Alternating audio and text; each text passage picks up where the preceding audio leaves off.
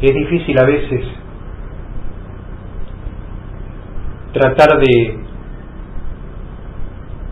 que nuestro 10%, estando encarnado, le pueda explicar a otras personas sus ideas, sus comentarios, su avidez, por lo que va más allá de la comprensión natural de la gente. Y qué difícil es entonces para nosotros como seres espirituales, si nuestro propio 10% encarnado a veces no es entendido, que uno como ser espiritual sea entendido. No tiene que ver con roles del ego. No estamos hablando de que uno quiere difundir su idea por propia avidez o por propio deseo.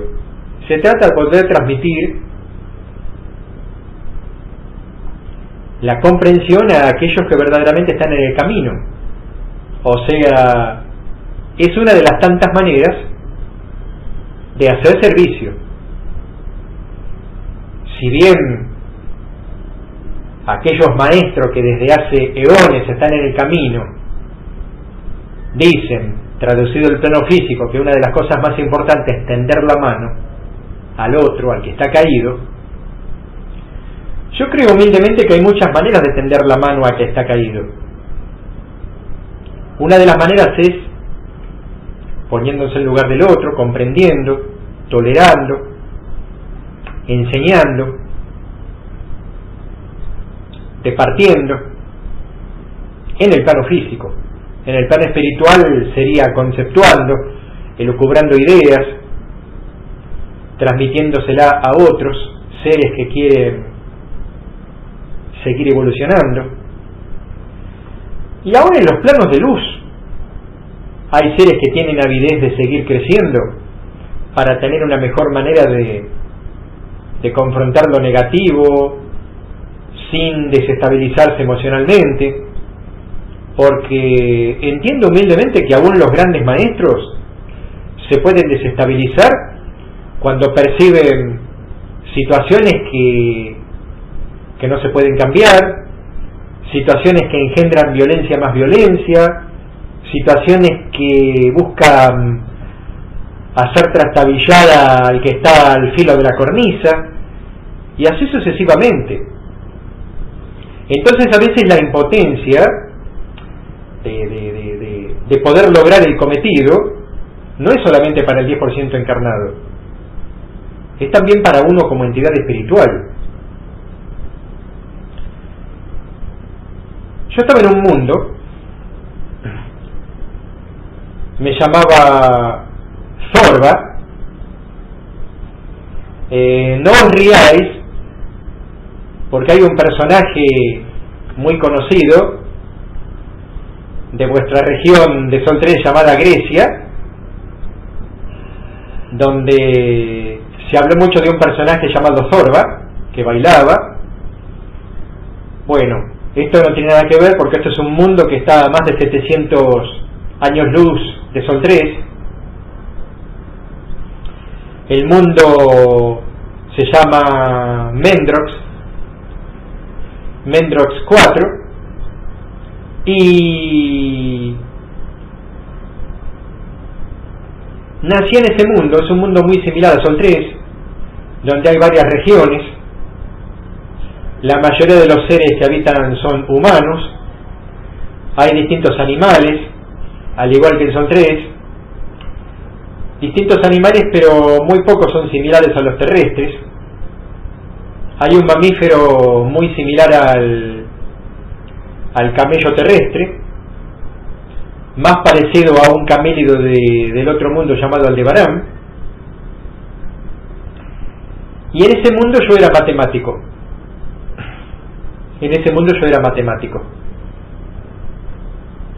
Y tenía un rival, por así llamarlo, donde hacíamos grandes teorías con los números. Él se llamaba Zodrak. Había otro Sandrak.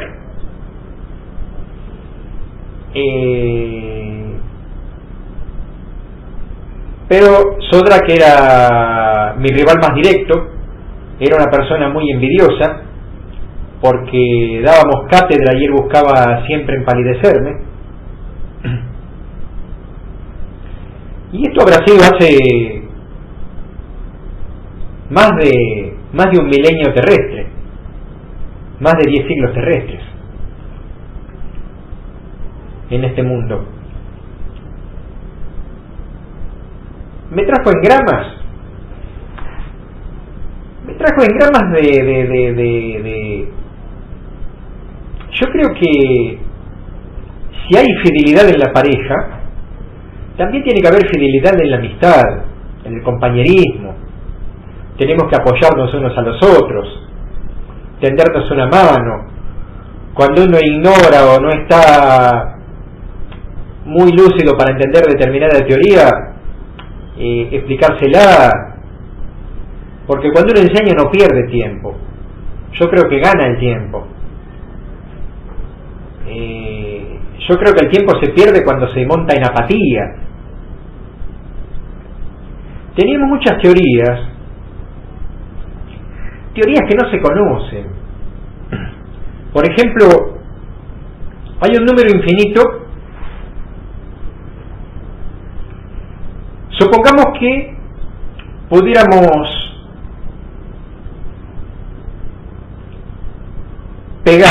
apuntalar la matemática y que la matemática sea una cantidad infinita de números y la pudiéramos pegar a una región del espacio.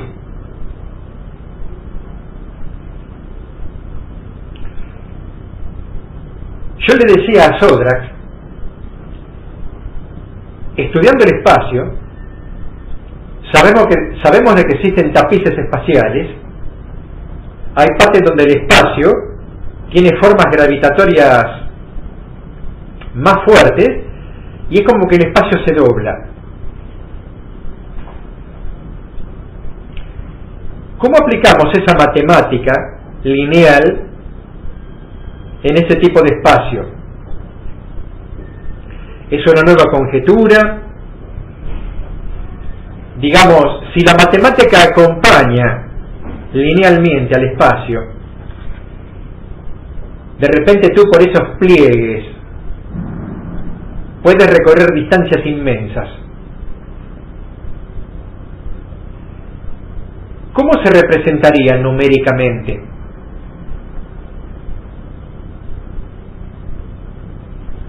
Sodrak me dice, eso es algo exponencial. Le digo, ¿por qué? Porque me estás hablando de un espacio teórico, no comprobado. Le digo, sí comprobado, porque de Lumix, que es el sistema solar vecino, que está a 5 años y un cuarto luz, vienen naves utilizando esos pliegues. Y en menos de dos de nuestras revoluciones planetarias, las naves recorren esa distancia.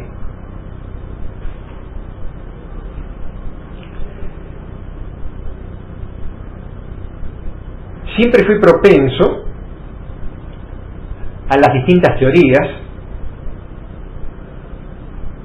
Explicaba, por ejemplo, la teoría de la evolución de la raza,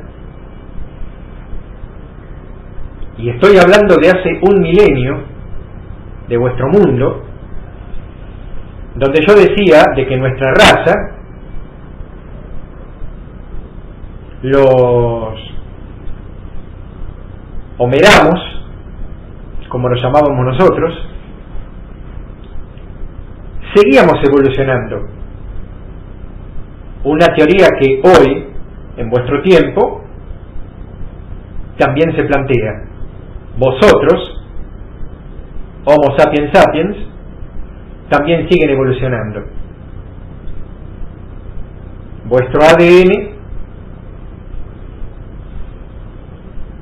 se ha modificado con respecto al ADN de un individuo de hace 30.000 años. existe la teoría de la adaptación. Y adaptación no siempre significa evolución. No siempre significa evolución. De alguna manera lo es. Porque hay una evolución en ese individuo para que se adapte a determinada temperatura, a determinada atmósfera, a determinado terreno, a determinadas circunstancias, y también para convivir con otros seres que pueden ser más fuertes. Entonces no deja de ser una adaptación generalizada. ¿Es una evolución? Es debatible, eso se debate. Y en el caso de que sea una evolución, es una de las maneras de que una raza evolucione. Una de las maneras de que una raza evolucione. Porque hay más maneras de que la raza evolucione. La raza evoluciona por sí misma, porque lo que yo descubrí en mi mundo es de que toda raza tiende a evolucionar. Seguramente va a evolucionar más rápidamente ante ambientes hostiles, ante lugares cambiantes, porque eso ha sucedido con animales que se tienen que adecuar a determinadas circunstancias y pueden mutar para mejor. Eso no deja de ser una evolución. Es una mutación impuesta, que capaz que en 10 generaciones logran un cambio que si no hubieran estado en un ambiente que va mutando, que va cambiando, no mutaría la especie. Y podría estar 1000, 2000, 10.000 años igual.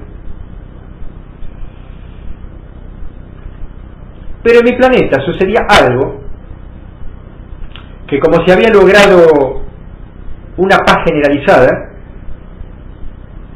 había terminado la guerra entre las distintas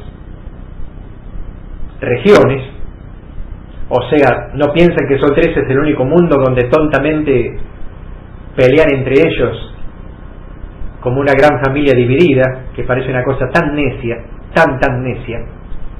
Hay otros mundos donde también hay facciones que pelean norte contra sur, este contra oeste, o directamente 4 o 5 regiones divididas en lo que llamáis continentes, todos guerrean entre sí para ver quién tiene la supremacía.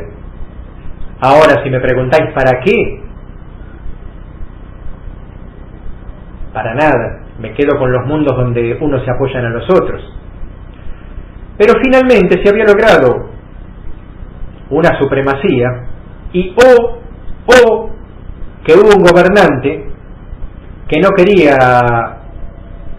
ostentar el poder para su propio lucimiento, sino que verdaderamente lo que quería hacer era un cambio de conciencia, y unificó las regiones. Si bien había distintos idiomas en un mismo planeta, que eso no es muy común, no es muy común, como tampoco es común lo de Sol 3,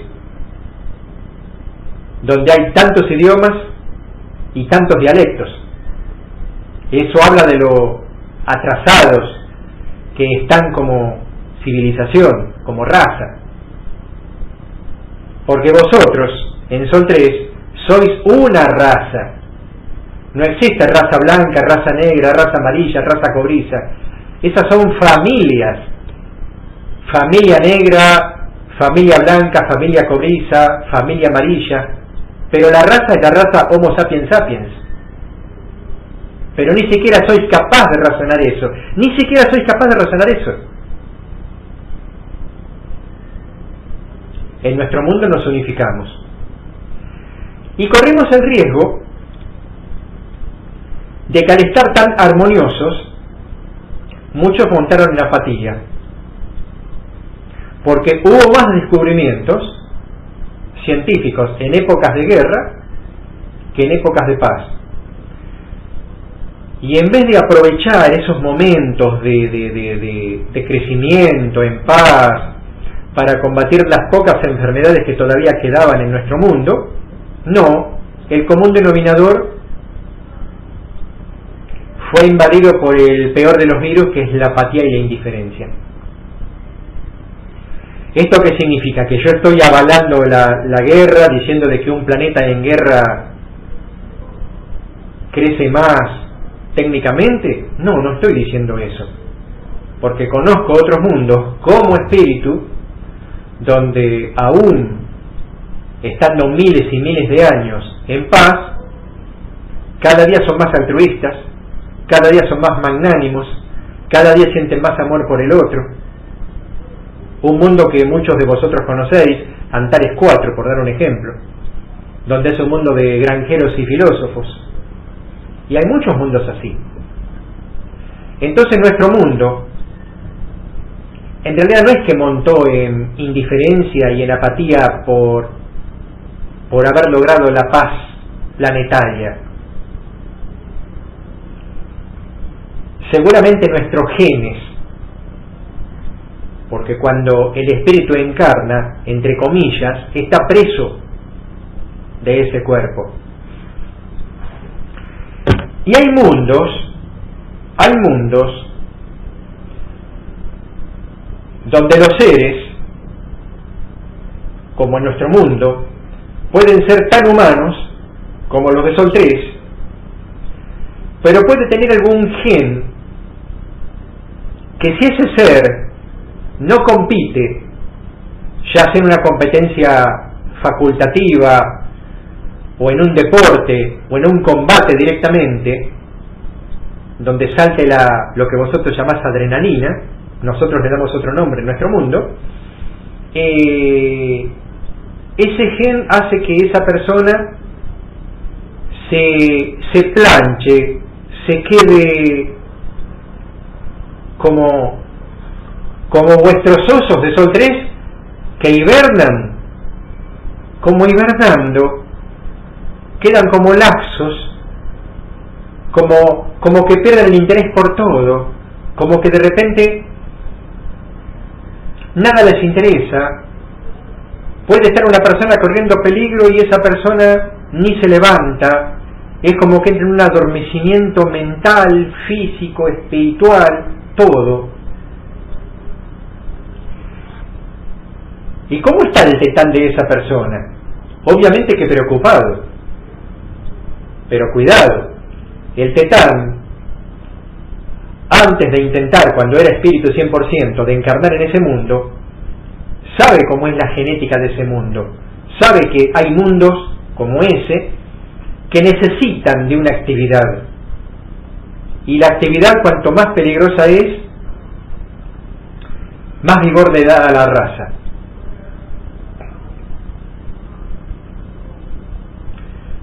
La matemática no me solucionaba el problema,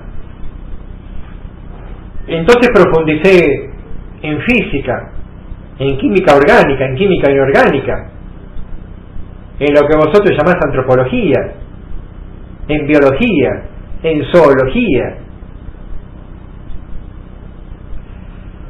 Yo no sufría la apatía que sufría el resto de la raza. Yo tenía avidez por leer, así como muchos de vosotros, lamentablemente, y es terrible, pueden tener dependencia de una droga. Mi dependencia era aprender. Yo ponía en el reproductor los discos, me quedaba sentado a un asiento muy similar a vuestros sillones, y me pasaba horas, de vuestras horas hablo, ¿no?, mirando los hologramas de enseñanza. Horas me pasaba mirando los hologramas, y tenía avidez, y sacaba el disco y ponía otro disco, discos de física, discos de química, discos donde directamente estudiaban el ADN, cómo uno podía modificar determinados genes para modificar esa conducta de raza, que la raza no dependa de la belicosidad, porque es tremendo, es tremendo. En alguna medida, y digo en alguna medida, o sea que no estoy avalando la totalidad, Sol 3 tiene algunas semejanzas, porque noto algunas regiones en guerra también. Y cuando termina una guerra en una región, aparece una guerra en otra región, y en otra, y en otra, y en otra, y en otra. Es como que yo estuviera en un bote en el medio de la mar y tuviera decenas de agujeritos y yo tapara uno y el agua salta por el otro y tapara otro y otro y otro y otro, y tendría que ser uno de vuestros pulpos poniendo los 8 tentáculos en 8 agujeritos. Así parece Sol 3, que salta una batalla aquí, otra acá, otra allá y otra acuá. No es así. No es así. No creo que vuestro mundo sea así, que haya un gen que la raza tenga que progresar a través de lo belicoso. Porque lo belicoso puede ser transmutado en un deporte sano, en un deporte donde se aplauda al que gana y el que fue vencido le dé honrosamente la mano y el aplauso al que le ganó, en un sano deporte, sabiendo de que en la competencia siguiente el que perdió puede ganar y el que ganó puede perder. Pero tenéis tanto ego que aún en un sano deporte, para vosotros lo importante no es competir. Eso lo decís de boca para afuera. Lo importante es ganar. En mi mundo había regiones que se apoderaban de otras regiones para nada, porque no había piedras preciosas para extraer de las entrañas o metales. Era el afán de luchar y se mezclaba lo racional con lo irracional, porque teníamos avanzadísimas las máquinas holográficas, que casi tenías la sensación de tocarlas, de que la imagen parecía real, no esa imagen de las holografías vuestras de Sol 3 que se nota que son transparentes. Eran holografías absolutamente opacas, como si tuvieras a la persona.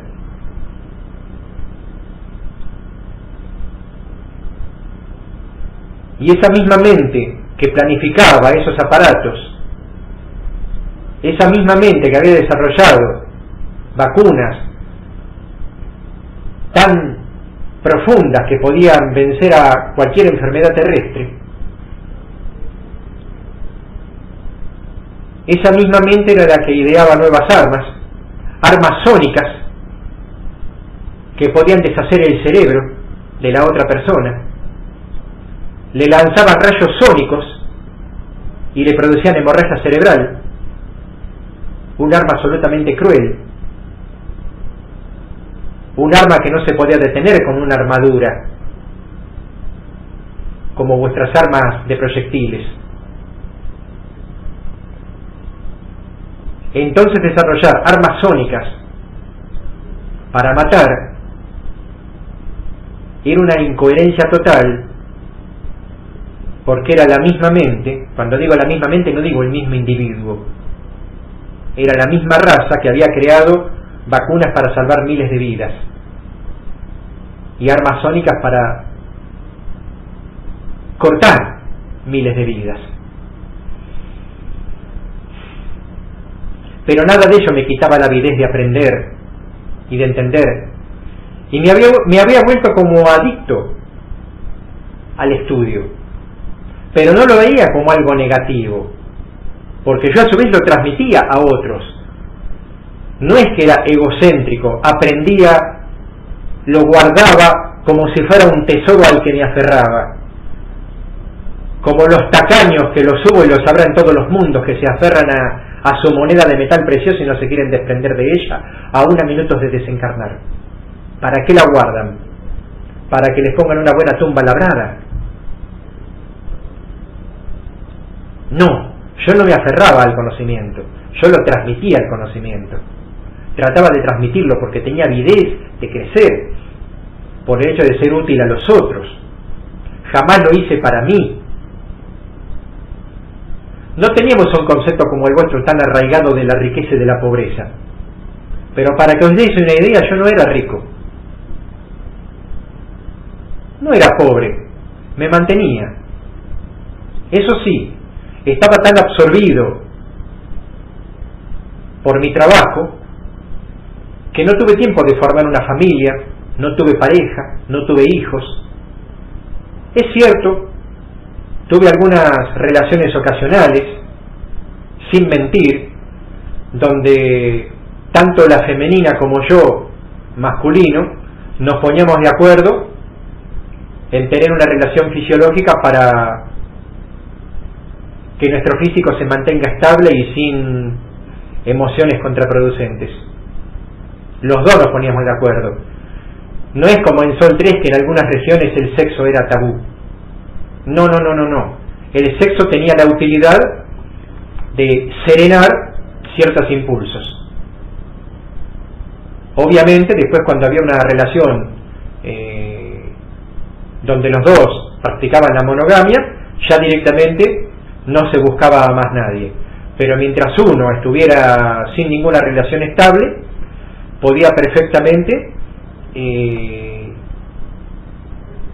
conseguir una amistad disponible del otro sexo para tener relaciones abiertas, privadas, pero cuando digo abiertas me refiero a sin ningún tipo de tabúes. Lo peor que podía pasar es que si no congeniábamos con la otra parte, no nos frecuentábamos más y listo, pero todo bien. ¿Qué engramas arrastraba entonces esa vida? Primero, engramas de que no me entendían. La mayoría de la gente estaba con la avidez de batallar, estaban en contra de que hubiera una paz que duraba bastante tiempo ya, y tenía otro tipo de engramas, como que estaba en un mundo al cual no pertenecía, porque había mucha gente que la falta de belicosidad le había traído una apatía profunda, apatía al punto de que había gente que se alimentaba mal, peor, debido a que no tenían fuerzas para ello. Entonces yo hacía estudios genéticos con esa gente y veía que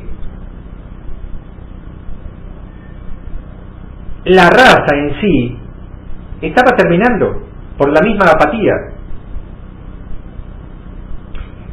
Tenía la fortuna de que, como de alguna manera he reconocido en mi trabajo, tenía contacto con algunos gobernantes y les decía, tendría que haber un incentivo, hacer un deporte distinto a todos los conocidos hasta ahora, siempre evitaba todo lo que sea belicoso, y que ese deporte de alguna manera despierte la necesidad de que puedan competir en algo para que como raza no se achanche, para que como raza no se eche a perder, como la fruta demasiado madura que se termina pudriendo. Desencarné tarde. En la Tierra sería 119 años. Era simplemente porque éramos una raza más antigua que la de Sol 3 y no estábamos presa de tantas enfermedades y nuestra expectativa de vida estaba en los 110, 120 años terrestres, que donde nosotros estábamos era mucho menor, porque como la estrella era más grande que lo que es el Sol, orbitábamos a una distancia mucho mayor y la rotación del planeta a la estrella sería el equivalente a prácticamente unos 6 años terrestres. Por eso cuando yo hablo de años 119 estoy hablando de años terrestres. Siempre cuando doy ejemplos de tiempos, es en medidas terrestres para que me entendáis.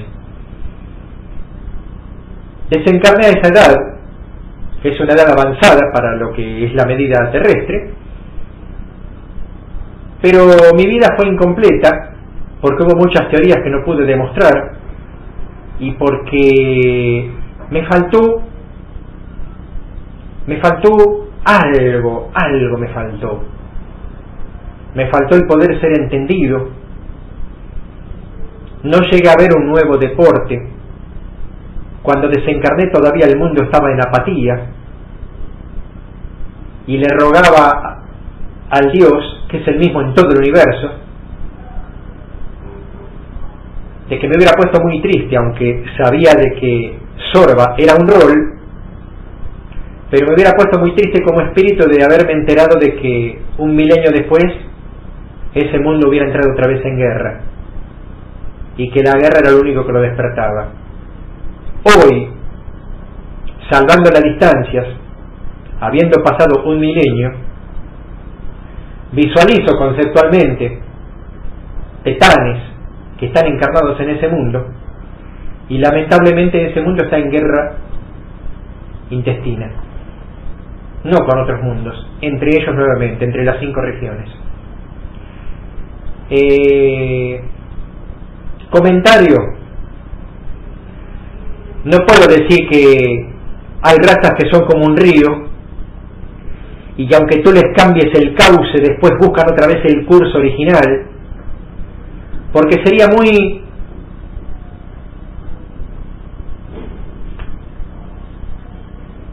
estaría muy mal que pensara eso. Estaría muy mal. Sería como dejarme estar como espíritu que yo pensara eso. Como someterme a los dictados del destino, y no es así. Como diciendo, y bueno, tenía que ser. Esa raza es como el río que busca de nuevo su curso, aunque le hayamos querido cambiar el cauce. No lo creo así, no lo creo. Me rebelo ante ese pensamiento. No soy derrotista. Tal vez todavía no haya sido el momento. Y si la raza no se extermina antes, ese mundo tiene muchas cosas para transmitir, porque hay muchos descubrimientos que Sol 3 no tiene. Y que sería hermoso que el día de mañana pudieran intercambiar impresiones, si es que en algún momento dado, de aquí a no sé cuántos años, o décadas, o siglos, esos dos mundos se conocen entre sí y se intercambian temas.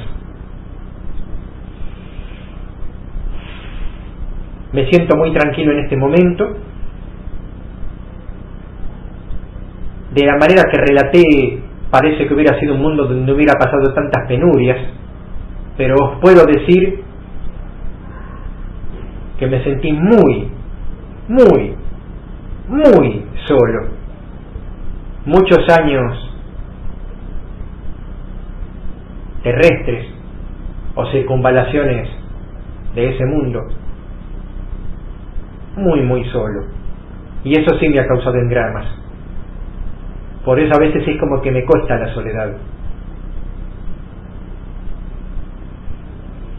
Gracias por escucharme. Gracias, Morganel.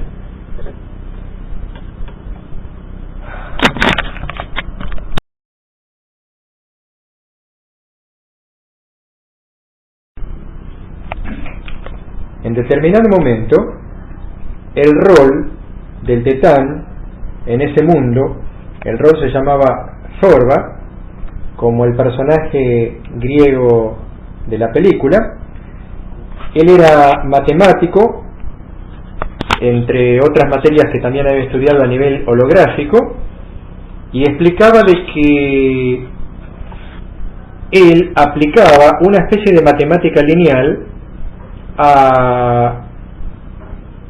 al espacio, pero que a su vez el espacio tenía tapices, lo que yo llamo pliegues, y que esa matemática él teóricamente la aplicaba a esos pliegues, y ese concepto de Zorba en ese mundo no lo entendí.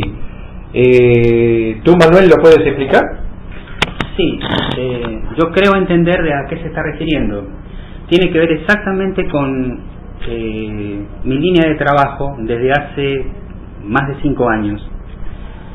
Yo he trabajado desde hace más de 5 años en una teoría de supercálculo.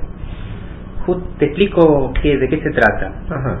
Se trata de una teoría de campos, ¿sí? Campos de distintos, campos vectoriales, campos covectoriales, campos tensoriales. Uh-huh. Esos campos están naturalmente sobre una variedad, ¿sí? El continuum de espacio-tiempo se modela matemáticamente con un concepto geométrico llamado variedad. Ajá. Los campos en el espacio-tiempo, dígase el campo electromagnético, dígase un campo cuántico o un campo gravitacional, se modelan, ¿sí?, matemáticamente como ciertos objetos matemáticos. Ajá. Llamados campos vectoriales, campos tensoriales, campos de Clifford, sobre esa variedad. ¿El campo vectorial tiene que ver con lo gravitacional? No, lo que tiene que ver con el campo gravitacional es el campo tensorial. El tensorial. El tensorial. Ajá. Campos vectoriales tenemos el campo eléctrico, el campo magnético. Ajá. Y el campo electromagnético es un campo de Clifford. El Ajá. campo cuántico de un electrón también es un campo de Clifford. Uh-huh. Todos estos objetos matemáticos que describen estos tipos de campos físicos sobre el continuo, uh-huh, son modelados con una matemática lineal. Y eso, ajá, es lo que me llama la atención. Cuando el rol de Sorba habla de tapices o pliegues, sí, tiene que estar relacionado con el campo tensorial, entonces. Sí, está relacionado con el campo tensorial que está describiendo el campo físico llamado gravitacional. Ajá, ajá. Pero, digamos, esos pliegues son atributos que tiene directamente la variedad que están modelando el continuum de espacio-tiempo. Ajá. ¿Tiene alguna explicación del por qué? Sí.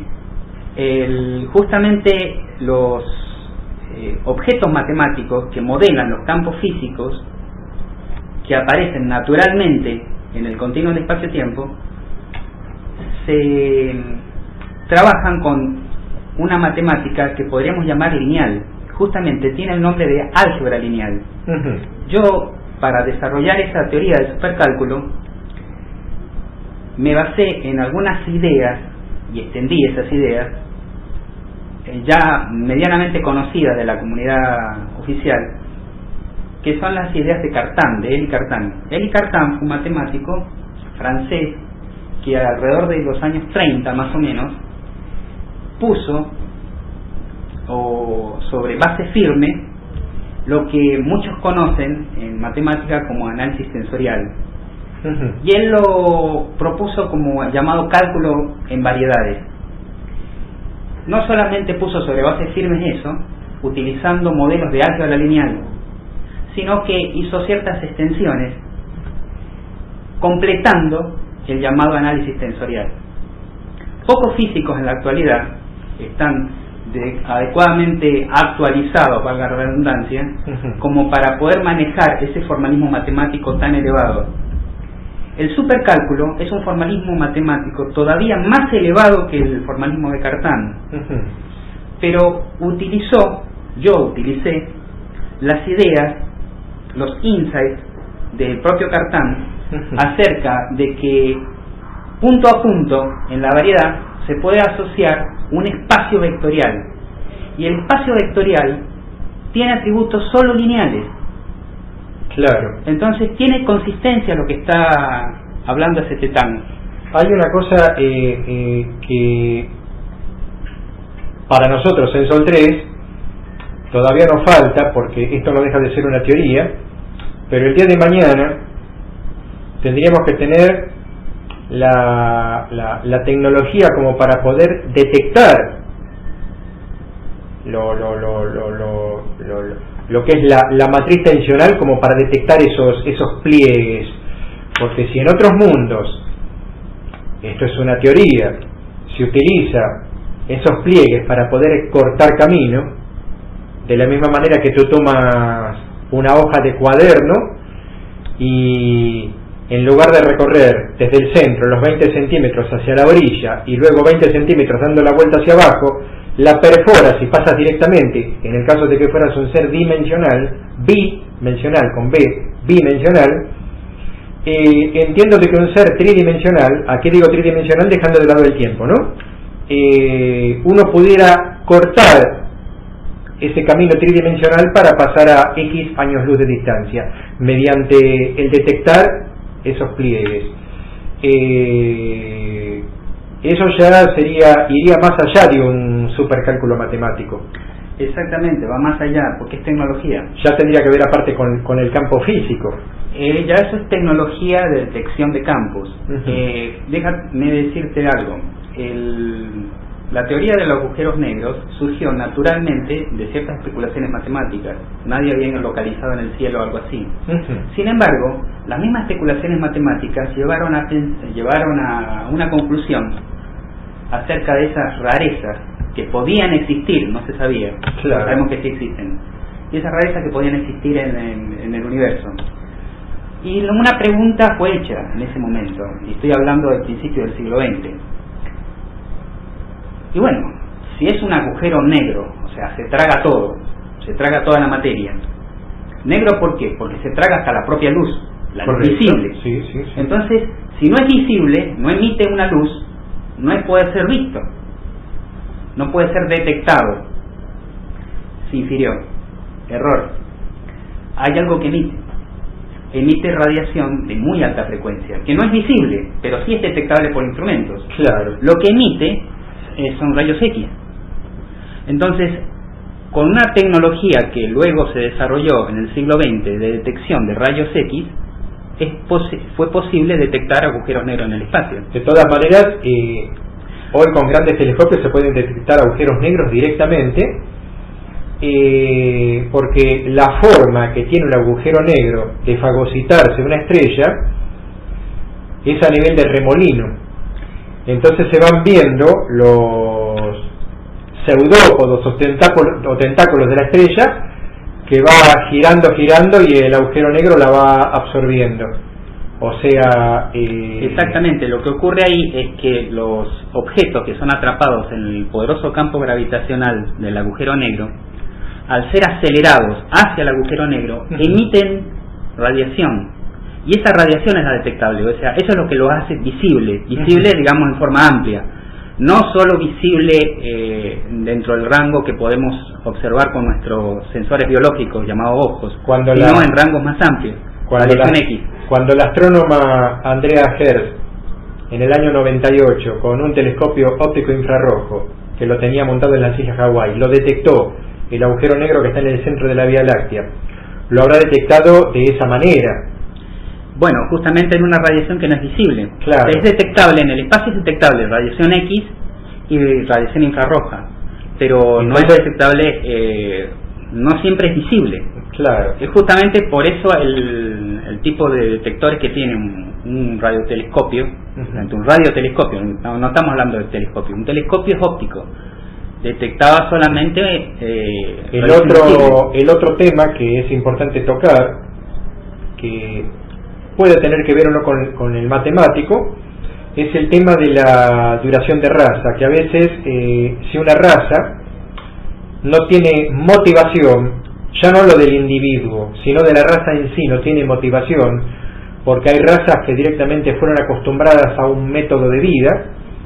Es verdad que hay razas que pueden hasta perder el interés de vivir, hasta apagarse y consumirse como raza y empezar a crear o machos o hembras estériles hasta que la raza directamente se extermine, como lo explicó el rol de Sorba que pasó en ese mundo.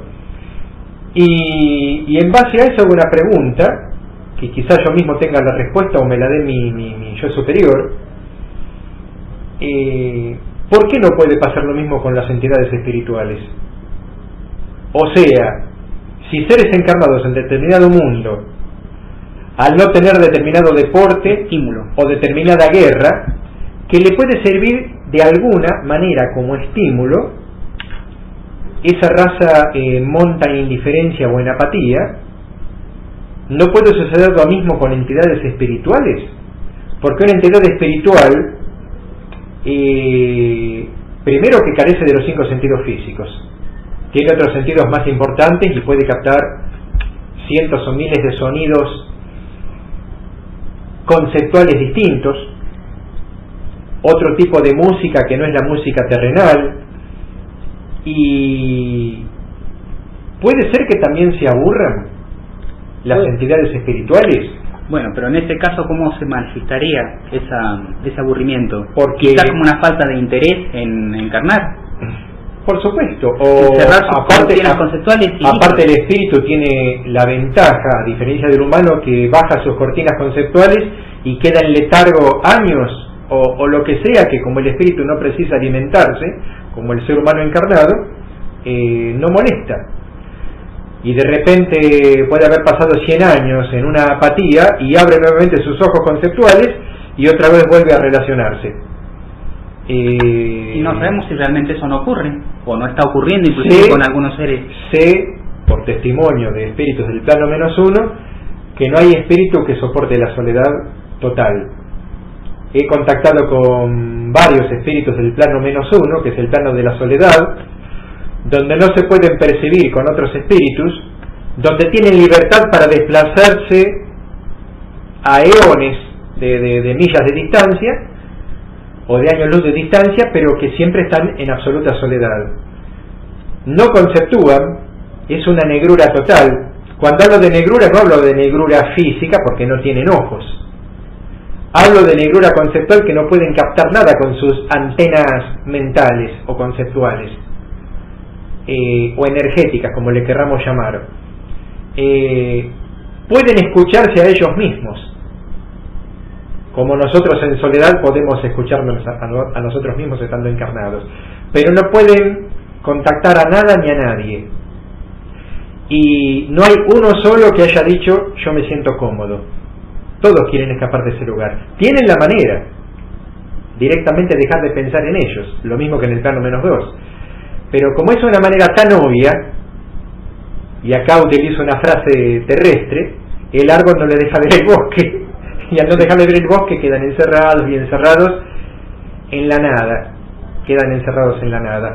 Qué hermoso que ser curioso, qué hermoso que es ser curioso, y qué lindo es siempre tener ganas de aprender más y más. Qué pena aquella persona que piensa que ya lo sabe todo, porque una de las más lindas experiencias es abrir un libro, por lo menos en nuestro mundo. Ojalá tuviéramos ese aparato holográfico de ese mundo negro y nos sentamos cómodamente reclinados y tenemos la holografía que nos va diciendo todo, y luego lo guardamos en un disco, como ahora se guarda un CD o un DVD. Qué bueno sería. Imagínate poder aprender. A veces sueño con esa posibilidad que está casi al alcance de la mano. No digo con hologramas, pero sí, por ejemplo, filmar clases sumamente cuidadas y en detalle sobre un tema, perfectamente continuadas unas con otras, integradas unas con otras, y hacer todo un archivo de eso. Entonces, esos serían archivos de enseñanza. Se les pasa un DVD a la cantidad de personas que fuere, ¿sí? Y todos pueden asistir a una clase magistral, y no esas clases improvisadas que uno tiene que dar en la universidad.